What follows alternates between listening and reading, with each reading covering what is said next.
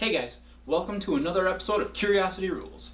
Have you ever heard a sound and wondered what it was? Now I'm not talking about recognizing a sound. I'm talking about actually what is sound.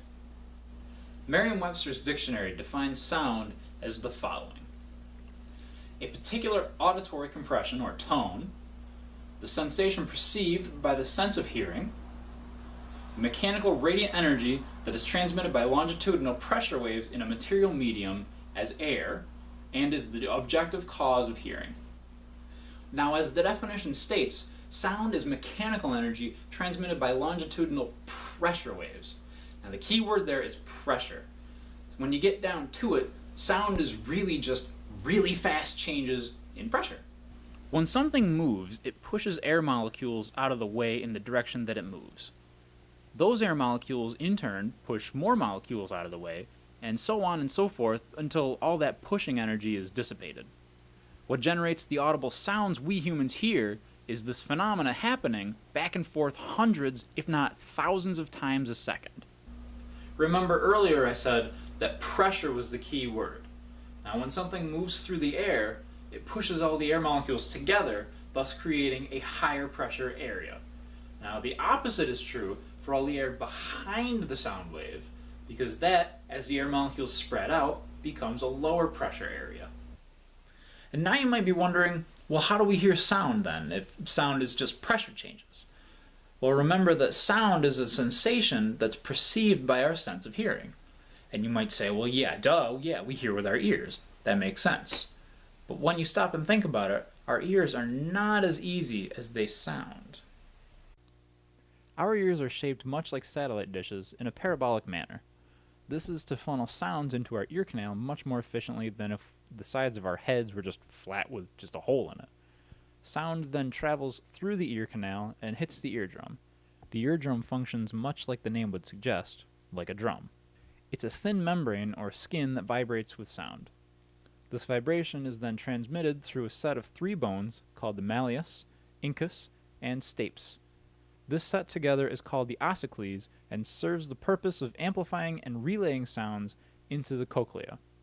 Once the sound makes it here, it travels through the organ of Corti, which is where the real magic happens.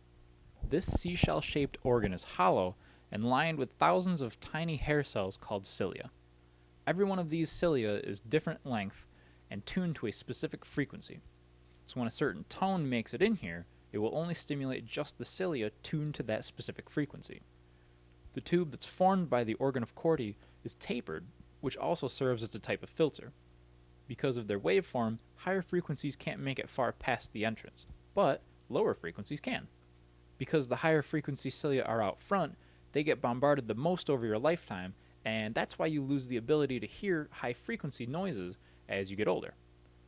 Humans can only typically hear frequencies up to 20 kilohertz with pristine ears. This is due to a combination of the shape of the organ of Corti and the number of cilia contained inside it. Ears are crazy, aren't they?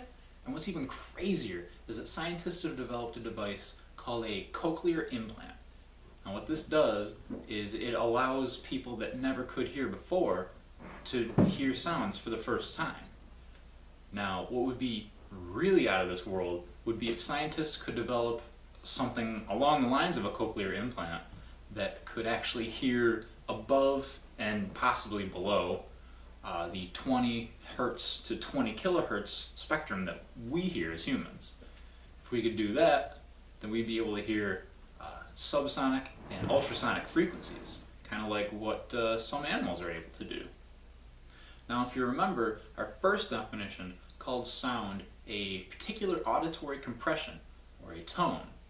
Now, I'm sure if you went on the street and asked somebody what is sound, their first thought might be music, or something that comes from a speaker. Well, why don't we take a look at a speaker and see exactly how that creates sound. This is a speaker. Now, many of you have seen one of these. It's not a very uncommon thing. This particular one isn't exactly in the greatest of shape, but that's alright, we won't worry about that. A speaker creates sound just like anything else. Now we talked about sound being a change in pressure. Well, a speaker also obeys those same rules and functions. It just has a little extra help from electricity. Now we're going to forego the electronics lesson here, but suffice to say that there's a positive voltage and a negative voltage that get applied to the speaker, and it happens alternately. So it's positive on, negative off, negative on, positive off, and that happens hundreds, if not thousands of times a second.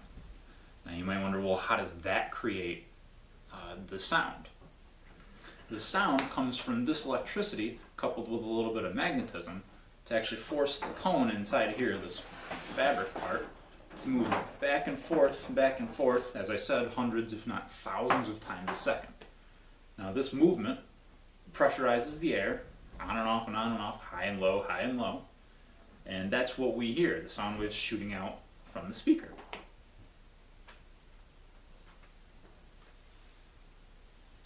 That time already, huh? Well, I guess it's time for Too Long Didn't Read.